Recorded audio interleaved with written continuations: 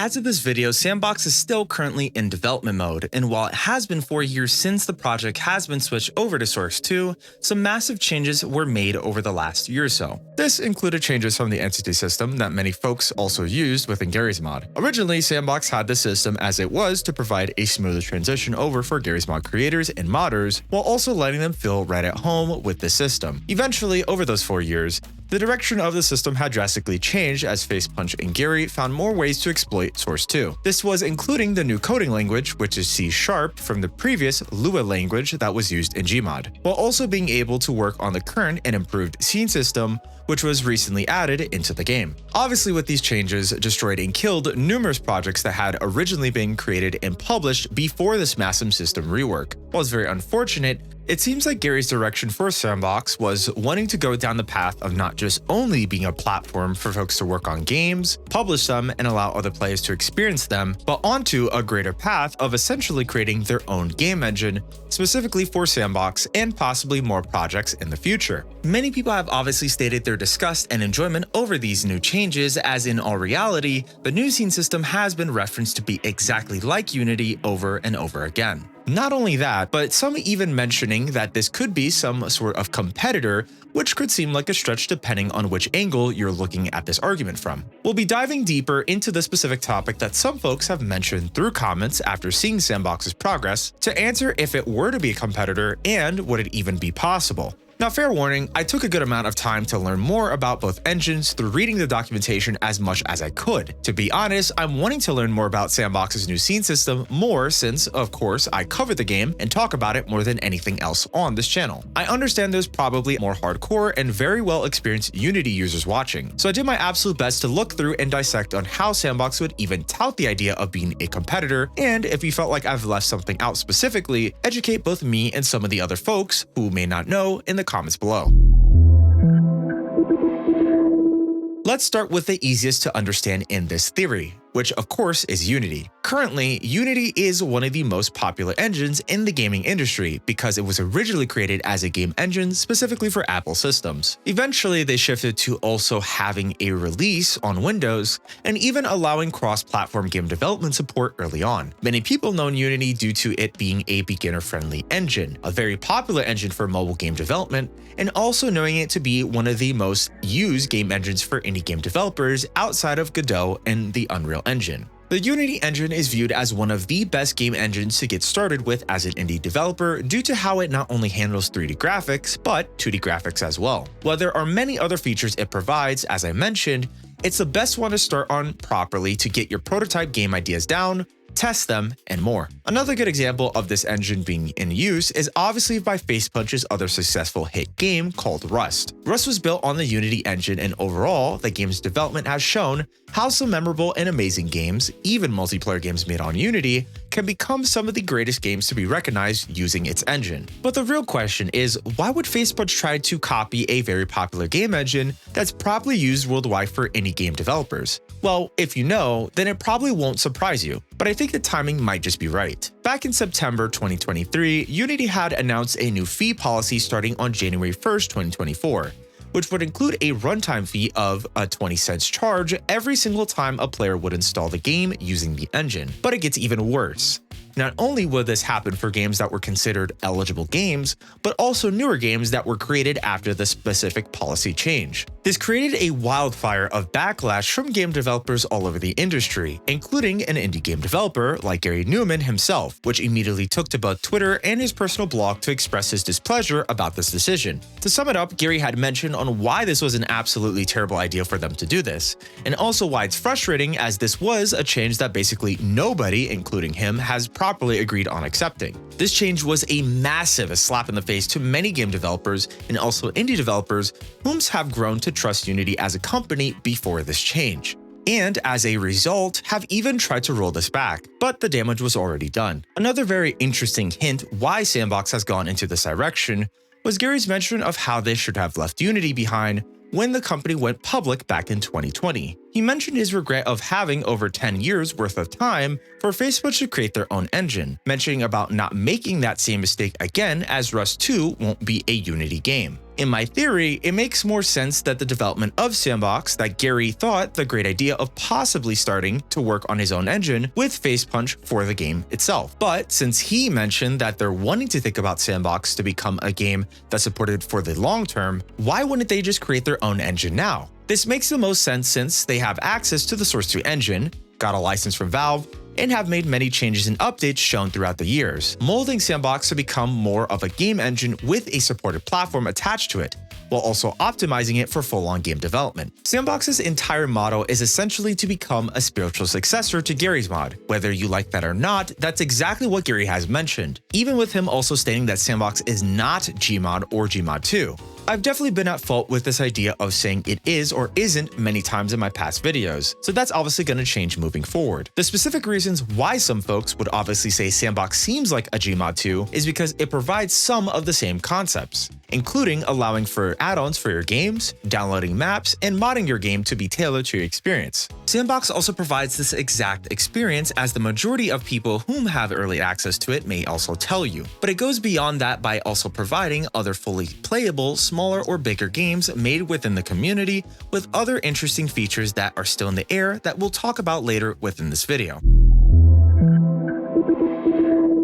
With the recently added scene system has definitely been a conversation between many people within the S&box community and also viewers within my community too. Tons of people have expressed their thoughts by saying, "We never asked for this," and "Why would anyone want any of this when X, Y, and Z already exist?" Well, obviously, this is all being made for a larger plan that FacePunch and Gary already have.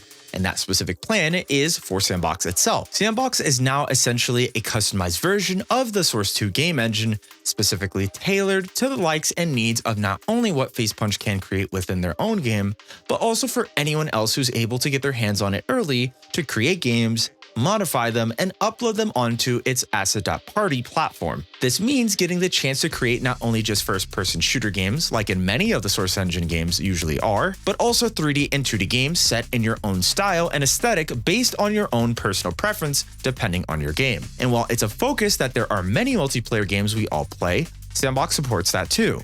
And also single-player games with save states, leaderboards, and even individual internal graphic settings you can mess with depending on the options given by the game developer. If we look at a comparison between Unity's scene system and also S&box's, they're basically identical, but where they differ is S&box's additional Source 2 tools that are provided within the S&box editor, such as the beloved Hammer tool for editing maps, Model Editor for, well, editing models, Animagraph Editor for viewing and editing animations, and much more. Originally, S&box's editor had the Source 2 version of Source Filmmaker, but it has been since removed and most likely will be replaced as a modified version that works directly in S&box, as it adds the ability for creatives to add props, assets, and more directly from Asset.Party's platform, as they originally also had this feature when it still existed. This was one hell of a feature to have, and hopefully will be added as they continue to add features like the timeline component, which allows you to create in-game cutscenes directly for your game and more,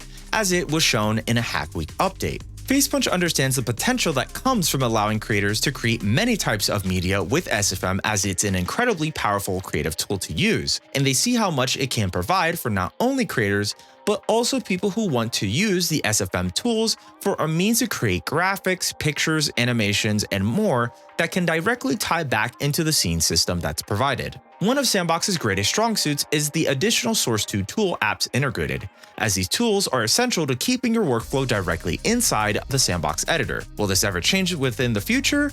Well, we'd have to see how far FacePunch wants to take the S&box editor with its features. However, in the grand scheme of things, it makes the most sense for FacePunch to create their own version of Unity while also incorporating many features and tools that are already available within the Source 2 engine itself. From my understanding, as someone who wants to learn about the S&box scene system along the way while covering this topic for this video, Unity's scene system is a perfect way to incorporate gameplay testing and other scenarios needed for allowing basically anyone to learn, improve, and play their game creation before they release it on S&box. In terms of all the similarities from a technical standpoint, S&box takes a lot of features from Unity, including its layout as I mentioned previously before, which had a hierarchy window, inspector window, and a well-integrated asset browser system, which shows both the assets that you're currently using within your game and also assets that you can directly download for free made by other people within the Sandbox community through asset.party. Currently, as of this video, the only things that Unity has an upper hand over Sandbox with in terms of features available are cross-platform support to release your games on different platforms like Windows, Mac, and game consoles like PlayStation and Xbox, and even mobile. Augmented reality support, which is pretty niche, but I can't really see an actual reason Sandbox would bother even adding it to their current features at all. And while Unity does support VR, Sandbox has VR support built in as well, as it is a specifically modified version of the Source 2 engine that was used for Half-Life Alyx when Valve gave them the license to use Source 2. Multiple render pipelines, which pretty much in short allows you to display how objects in the environment you made in the game would look on your screen. Unity comes with 3 built-in, such as the built-in render pipeline, which is the default one you use with Unity, Universal Render Pipeline, which lets you customize it and also allows you to create scalable graphics to use across a wide range of different platforms, and finally, the High Definition Render Pipeline, allowing you to create cutting-edge, high-fidelity AAA graphics for platforms like next-gen consoles and PC. It's not a surprise that many of the features and things I've shown currently looks like Facepunch is creating their own clone of Unity, and honestly, I don't really blame them. Truthfully, this finally gives Facepunch something they can truly call their own. Many game companies take out the time to create their own game engines to work on games that they want and also to have control over these systems in these games to work. It's the main reason we even got the Source engine. Facepunch just wants to give it a twirl as they have the perfect opportunity since acquiring the Source 2 license directly from Valve, and even Valve themselves are properly trying to push forward with this plan that Gary has for creating Sandbox as an idea for indie game developers and more to create games within a game engine that's also being developed and worked on by other indie game developers. Now, for the argument, which is Sandbox could be a good Unity competitor, this could actually start to make more sense, as really right now, if we kind of zoom out of this argument and look at the gaming industry as a whole, it's not really in a great place, and while I'm sure you've heard it a million times, the industry has never been more in a rougher patch than with a lot of these AAA releases. That's where we have a possibly interesting golden age coming in for indie games, and I think this is where Sandbox could disrupt the market if done right. Many of the new games that are becoming incredibly beloved within the game industry over the last year or so, like Lethal Company, Palworld, Bomber Cyberpunk, Pizza Tower, Baldur's Gate 3, and the recently released Helldivers 2. Yes, this is an indie game that's made by an indie game company. I searched it up. If Facepunch were to start marketing Sandbox within some time this year with something, and I mean anything as it ramps up with more development updates, to incorporate the notion that Sandbox is not only just a game that you can create games in, but a game engine that can be used for future indie game developers as an option, and that's also created by the creator of Gary's Mod, then you may get a lot of interest. This could be a very, very interesting time to see some of the next greatest and best indie games made year after year, possibly through Sandbox specifically. Of course, you'll run into the issues of competition with existing engines like Unity itself, Godot, and Unreal. Why would you ever possibly think of wanting to consider switching from Unity or even Godot to use Sandbox? Well, for the reasons I could give to someone who could be interested,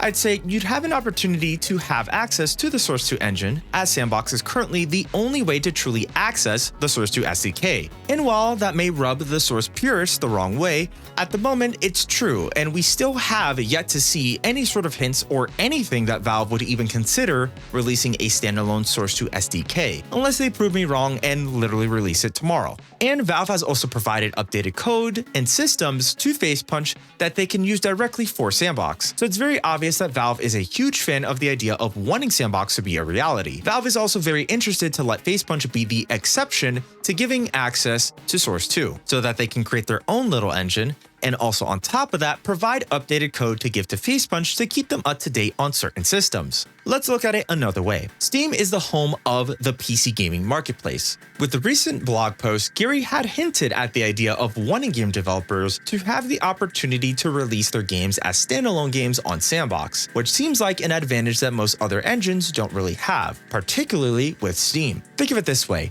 Even though Epic is one of the biggest PC gaming marketplaces, most of the games that are sold on there are made with the Unreal Engine, while some other games that are also made in different engines. But wouldn't it be cool if Valve allows Facepunch to create this new engine using Source 2?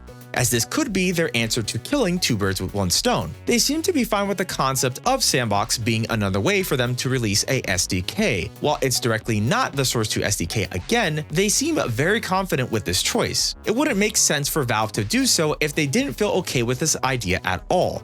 And we haven't really heard any other third-party game made within the Source 2 engine yet either, except for S&box. It ties into this weird theory I have of Steam continuing to solidify becoming its own ecosystem, specifically between hardware, like the Steam Deck and more, and software like Steam, Proton, and Steam's own Linux distro, SteamOS. It's the best place to get games, the best place to discover games, and also the best platform if you want to have creative and moddable freedom over all your games on PC. Oddly enough, Microsoft and Xbox are the biggest competitors to Valve and Steam as a platform. If there'd be one more thing Xbox doesn't have their hands on within the PC market, it's Steam. Also, for there to be an entire game which doubles as a game engine you can get exclusively on Steam, which would also allow you to not only just play games within its provided platform, but also allow you to create complete games using the same but modified Fame engine that the platform's company uses for its current popular games, and also allows you to release them as standalone games back into the same massive PC marketplace if done right. This could be an absolute killer idea for many folks who would want this, as Steam does provide the biggest platform for PC where you can find an insane amount of success depending on your game, and also being able to be a part of a community where your games could become a future cult hit. It seems like while both are very much similar in terms of their systems, workflow, and overall layout, it's going to be a very interesting and exciting time for folks that are truly interested in how S&box's development will turn out. For it to not only become its own game engine and with many future ideas, Facepunch and Gary have a lot they need to keep going forward with this game, as it seems like it's only just getting started. I think S&box could cause some waves depending on how they'll properly market the game and show what you can do with creating games on it at the same time. While it may not be the game that some folks are wanting, it leaves a lot for what can potentially be done when creating games using S&box. There's an incredible amount of attention that S&box can garner, especially from the indie dev community, as this would be interesting to have another alternative for folks who want to know more and create their next game using it. So in short, can S&box be a competitor to Unity? It's very possible if done within the right timing, marketing, and circumstances. But at the same time, I want to keep my expectations light, so if it does properly exceed them, then it'll be a sight to see. If anything, you'll love this video where I talk about a recently made game called Opium that was also made in S&box over a span of a couple of weeks. Thanks for watching.